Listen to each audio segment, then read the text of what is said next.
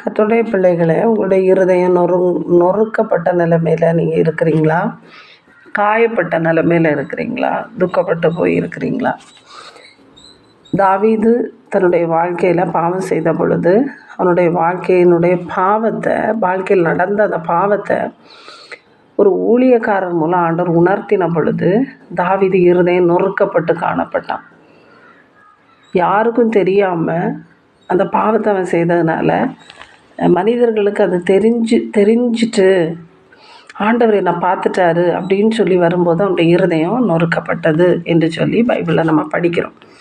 ஆண்டவருடைய பிள்ளைகள் ஸ்தோத்திரம், அநேக நேரங்களில் நம்ம நொறுக்கப்படுகிறோம், அநேக சூழ்நிலைகளில் நொறுக்கப்படுகிறோம். என்ன சூழ்நிலைகளாக இருந்தாலும் தாவீதுக்கு ஒரு சூழ்நிலை இருந்தது போல் நமக்கு ஒரு சூழ்நிலைமை இருக்குது.